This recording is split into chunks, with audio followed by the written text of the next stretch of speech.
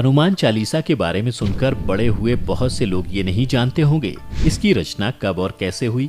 किताबों में इसका वर्णन मिलता है कि गोस्वामी तुलसीदास हनुमान चालीसा के रचयिता हैं। लेकिन आप ये शायद जानकर हैरान हो जाएंगे कि रामचरितमानस की रचना करने वाले महान संत तुलसीदास ने जेल में रहकर इसकी रचना की थी।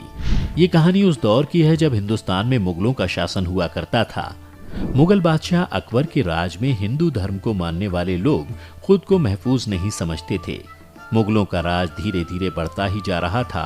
कहा जाता है कि उसी दौर में एक दिन भगवान राम के परम भक्त तुलसीदास को अकबर ने अपने दरबार में बुलाया और कहा कि मैं प्रभु श्री राम के दर्शन करना चाहता हूँ। तब गोस्वामी तुलसीदास ने कहा कि हे राजन, हमारे आराध्य देव प्रभु तो सिर्फ भक्तों को दर्शन देते हैं, आपको कैसे दर्शन दे सकते हैं। तब अकबर ने कहा कि आपकी श्री राम से मुलाकात कैसे हुई।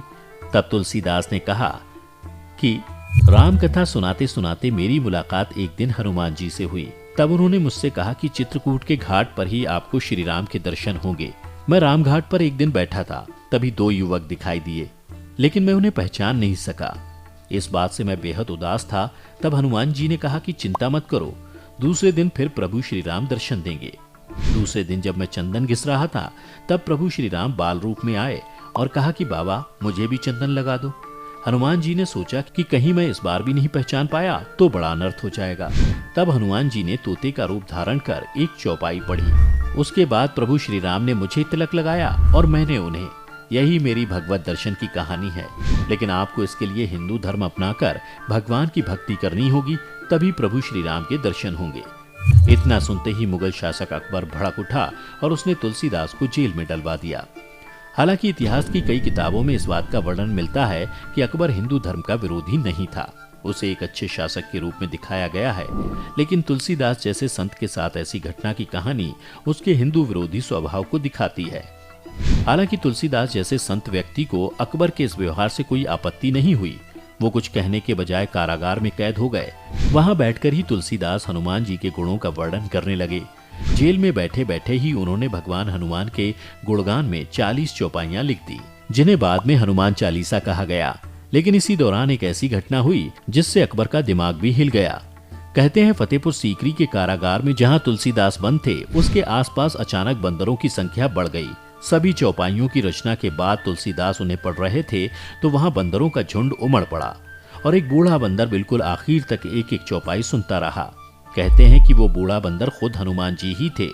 इसीलिए ये भी कहते हैं कि तुलसीदास की लिखी हनुमान चालीसा पहली बार खुद हनुमान जी ने सुनी थी।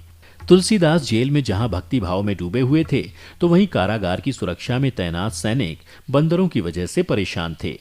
कहा जाता है कि जहां भी भगवान हनुमान की पूजा होती है, उनके गुणगान गाए जाते हैं, बंदर वहां आसपास पहुंच ही जाते हैं। और यहाँ तो जेल में रहने के बावजूद तुलसीदास हनुमान जी के गुणों का बखान कर रहे थे, इसलिए बंदरों ने इतना उत्पात मचाया कि वहां के सुरक्षाकर्मी भी परेशान हो गए। आखिर में बात अकबर तक पहुंची तो उसके मंत्रियों ने ये सलाह दी कि महाराज, आप तुलसीदास जैसे संत सरीखे आदमी को कारागार से मुक्त कर दीजिए, वरना बंदरों का आतंक कम नहीं होगा। क्योंकि हमने सभी तरह के उपाय करके देख लिए, बंदर शायद इसी वजह से लोगों को भयभीत कर रहे हैं। तब अकबर ने कहा ठीक है। कहते हैं अकबर ने जैसे ही तुलसीदास को जेल से रिहा करने का आदेश दिया, बंदरों का आतंक तुरंत थम गया।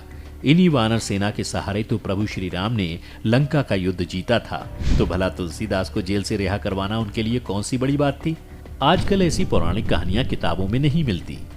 आपने मुगलों का इतिहास पढ़ा होगा जिसमें अकबर के शासन और उसके युद्ध का बखान होगा, लेकिन ऐसी कहानियों को कहीं जगह नहीं मिलती। क्योंकि इतिहास में धर्म को जगह देने की जब भी बारी आई तो इतिहासकारों ने ये कहकर पीछा छुड़ा लिया कि पता नहीं ऐसी कहानियों की क्या विश्वसनीयता होगी। लेकिन आपको शायद ये जानकर हैरानी होगी कि हनुमान चालीसा दुनिया भर में सबसे ज्यादा पढ़ी जाने वाली पुस्तिका मानी जाती है।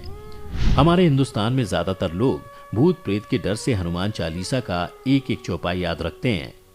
हर शनिवार और मंगलवार लोग हनुमान चालीसा का पाठ करते हैं। पहली 10 चौपाई में हनुमान जी की शक्ति का बखान किया गया है, जबकि 11 से 20 तक चौपाई में भगवान राम का गुणगान किया गया है। इसके अलावा 11 से 15 तक लक्ष्मण के बारे में और आखिर की चौपाई भगवान हनुमान की कृपा के बारे में बताती हैं। हनुमान चालीसा पढ़ने वाले व्यक्ति को कभी भी भूत प्रेत या अकाल मृत्यु का डर नहीं होता। इसलिए कहते हैं व्यक्ति को रोज एक बार हनुमान चालीसा का पाठ करना चाहिए। यदि आपको पहले से किसी बात की जानकारी थी तो हमें नीचे कमेंट करके ज़रूर बताएं। आज की वीडियो में बस इतना ही। हम उम्मीद करते हैं कि हमारी वीडियो के जरिए आपको कई सवालों के जवाब मिल गए होंगे। अगर ये वीडियो पसंद आई हो तो इसे लाइक और शेयर ज़रूर कीजिएगा।